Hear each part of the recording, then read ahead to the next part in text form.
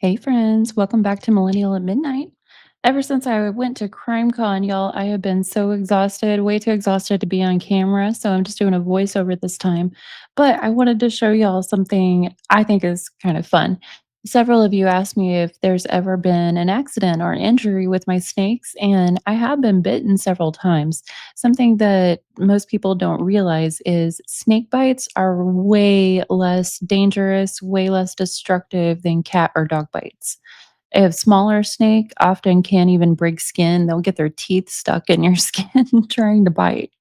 So here I'm going to show you a bite that I got from one of our smaller Australian carpet pythons. Her name was Sigan, and I reached in to change her water and didn't realize that she was sitting there in her warning pose. I didn't see her in the corner in her warning pose, or I would have been more careful and respected her boundary because she was letting me know. But I didn't notice, and I reached on in, and she grabbed a hold of my hand, trying to bite and motch on my fingers and constrict my hand, and it was pretty hilarious, y'all. So here she is. You gotta stop trying to constrict and let go. You can't eat those fingers, babe. You can't eat them. It's not gonna work. Yeah. I don't think I even needed a band-aid. Once I got her teeth unstuck from my skin, I just washed it out, put a little Neosporin on the scratches and moved on with life. She hasn't bitten me again, but I try to make sure and look and check for her signs, check her body language, because snakes will let you know when they're uncomfortable. Now, today I'm going to read a couple of more Vance Randolph stories from The Devil's Pretty Daughter, the book that we read from last time. It is a collection of Ozark folk tales from a folk reporter who was employed by the Library of Congress, Vance Randolph, and came to the Ozarks in the 1920s through 1950s and interviewed a lot of the people there about folk information, folk ballads, stories, legends, songs, and he interviewed and recorded a lot of my ancestors there in the Library of Congress. So this one is called Spanish Gold. And a quick cultural word guide here. Whenever it mentions the territory or Indian territory, it's talking about Oklahoma. Back in the early 1900s, that's what Oklahoma was called before statehood. And then after post statehood, a lot of rural people continued that tradition of referring to Oklahoma as just the territory or the nation for decades after that before it finally kind of settled into the cultural consciousness that it's called Oklahoma now. So the story is Spanish Gold. One time, there was a fellow named Hamilton Sipes that went over in the Indian Territory and married up with a Choctaw. 3 or 4 years later, he come back home and he had a buckskin map marked with pokeberry juice. This here map showed how to find buried treasure in a cave right close to where Ham was raised. The way Ham told it, a bunch of Spaniards come up here in the early days and they had gold by the bucketful. Some say they stole it down in Mexico, but maybe they dug the stuff right out of the ground here. Anyhow, they sure had it.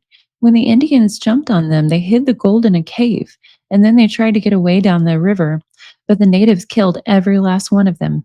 It is against Choctaw religion to mess with a dead man's gold, but one of the warriors made this here map, and it was handed down in his wife's family.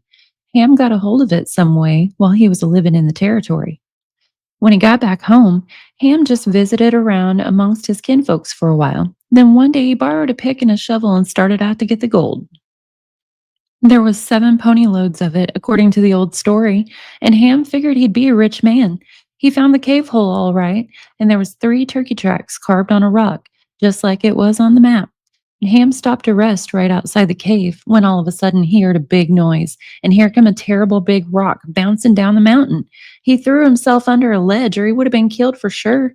He just left the pick and shovel lay and went over to Zeke Mosier's place. Poor Ham was scared so bad he couldn't eat no supper, and he had the dry shakes all night. Uncle Zeke tried to tell him there ain't nothing to be scared of. It's in the nature of a rock to roll downhill, he says. All them big boulders in the riverbed must have fell off the mountain sometime.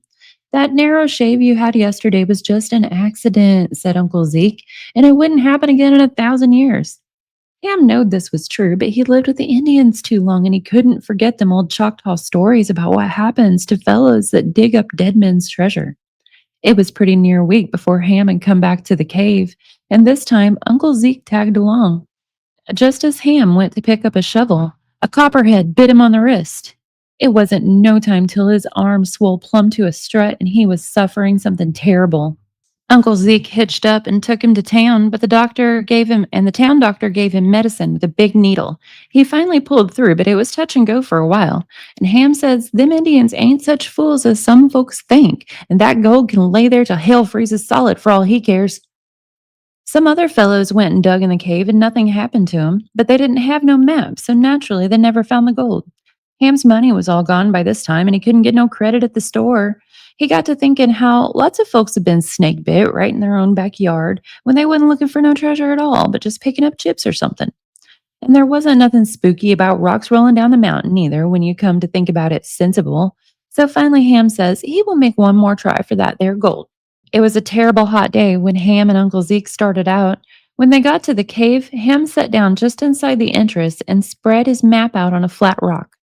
All of a sudden, it got so dark he couldn't hardly see the pokeberry marks on the buckskin.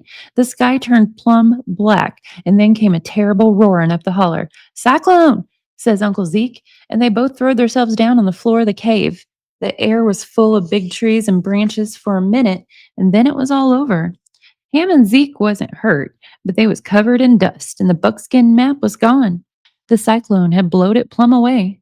Neither one of them fellows said a word till they got back to Zeke's house and took a couple of horns of whiskey to clear the dust out of their throat. Then Zeke began to grumble about the map being lost. It ain't what you might call lost, said Ham. I reckon it was just took back where it come from. And the next morning, Ham Sipes was gone too, and we never did hear of him no more. The folks always figured he must have went back to the Choctaws over in the territory. Ozark stories about Spanish gold and silver abound all through those hills. There are so many different legends of it, and sometimes it comes from ancient Spanish explorers before De Soto, post De Soto, that type of thing. And sometimes it comes from people who were 1920s bank robbers who were rumored to have hid their loot there. Not just bank robbers, but jewelry thieves too. A lot of people went looking for it, but very, very little ever found. Well, I hope y'all enjoyed the story and getting to see that a snake bite's really not so bad. I wish I had footage of the after effect of the snake bite, but I didn't think to record it at the time. That video is a few years old. But let me know what y'all think in the comments, friends. And I hope everyone's having a good day.